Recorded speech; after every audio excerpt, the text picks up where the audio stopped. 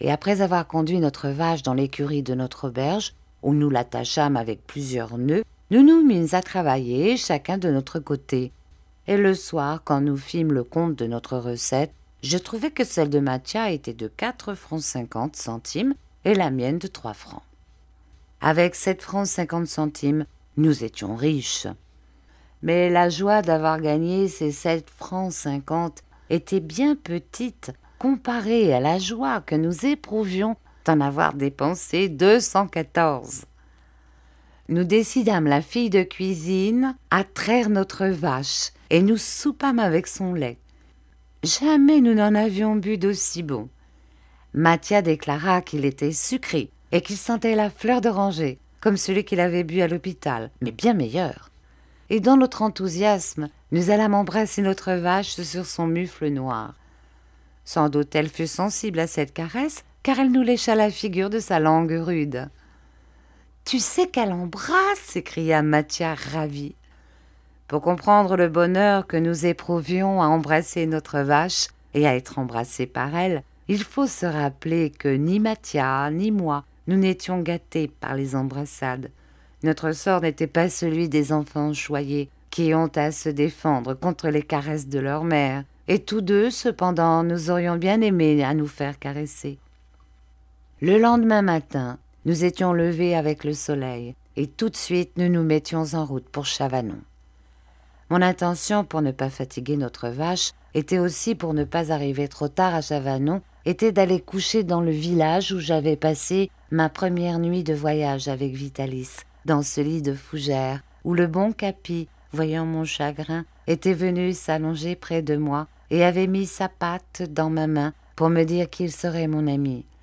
De là, nous partirions le lendemain matin pour arriver de bonne heure chez Mère Barberin. Mais le sort qui jusque-là nous avait été si favorable se mit contre nous et changea nos dispositions. Nous étions décidés de partager notre journée de marche en 2 parts et de la couper par notre déjeuner, surtout par le déjeuner de notre vache, qui consisterait en herbe des fossés de la route qu'elle paîtrait. Vers 10 heures, ayant trouvé un endroit où l'herbe était verte et épaisse, nous mîmes les sacs à bas et nous fîmes descendre notre vache dans le fossé.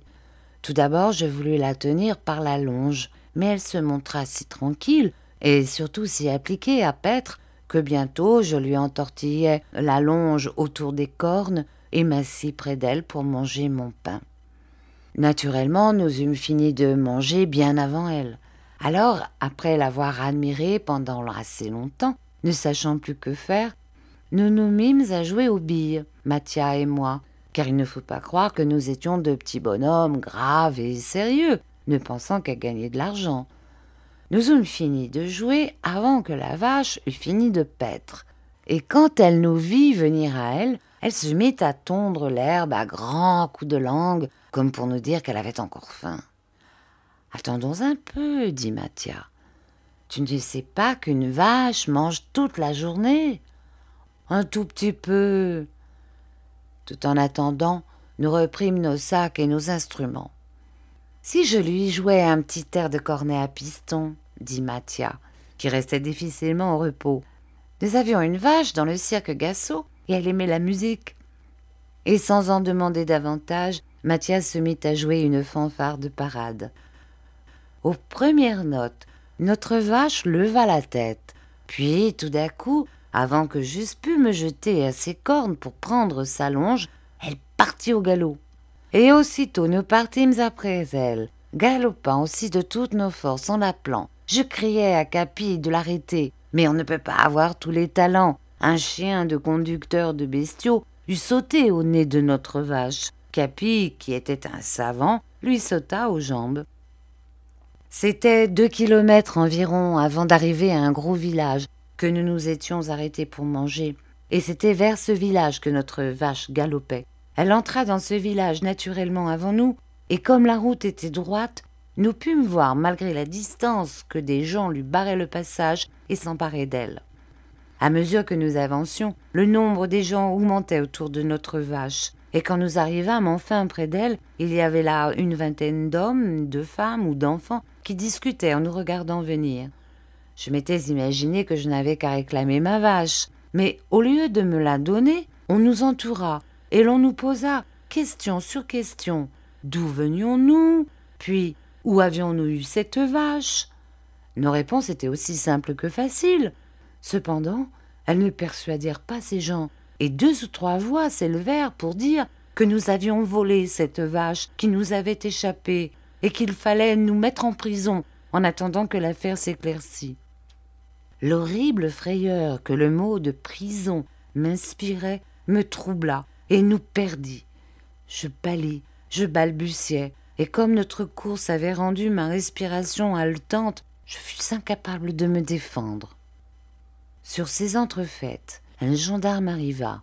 En quelques mots, on lui conta notre affaire, et comme elle ne lui parut pas nette, il déclara qu'il allait mettre notre vache en fourrière et nous en prison.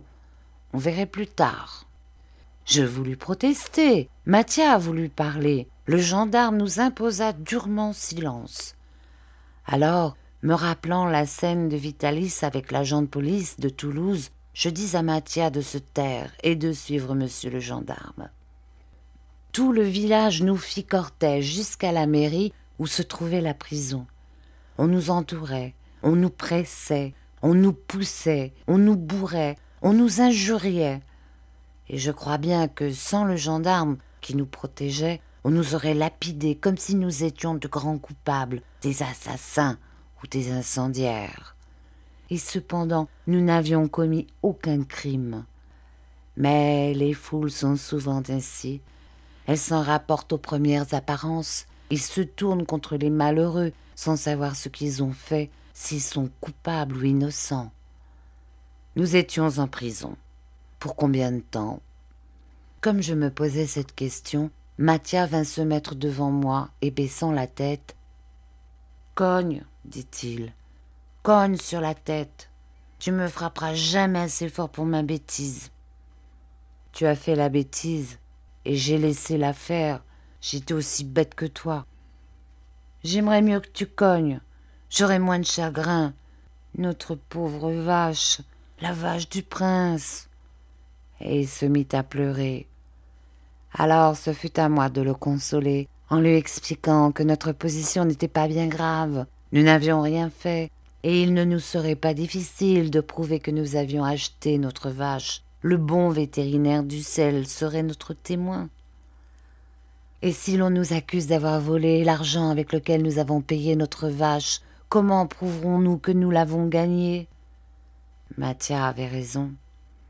Et puis, dit Mathia en continuant de pleurer, quand nous sortirions de cette prison, quand on nous rendrait notre vache, est-il certain que nous trouverons Mère Barberin? Pourquoi ne la trouverions pas? Depuis le temps que tu l'as quittée, elle a pu mourir. Je fus frappée au cœur par cette crainte. C'était vrai que Mère Barberin avait pu mourir, car bien que n'étant pas d'un âge où l'on admet facilement l'idée de la mort, je savais par expérience qu'on peut perdre ce qu'on aime. N'avais-je pas perdu Vitalis? Comment cette idée ne m'était-elle pas venue déjà? Pourquoi ne m'as-tu pas dit cela plus tôt? Demandai-je. Parce que quand je suis heureux, je n'ai que des idées gaies dans ma tête stupide, tandis que quand je suis malheureux, je n'ai que des idées tristes. Et j'étais si heureux à la pensée d'offrir ta vache à ta mère Barberin que je ne voyais que le contentement de mère Barberin. Je ne voyais que le nôtre, et j'étais ébloui, comme grisé. Assurément, c'était l'influence de la prison qui nous inspirait ces tristes pensées. C'étaient les cris de la foule, c'était le gendarme, c'était le bruit de la serrure et des verrous quand on avait fermé la porte sur nous.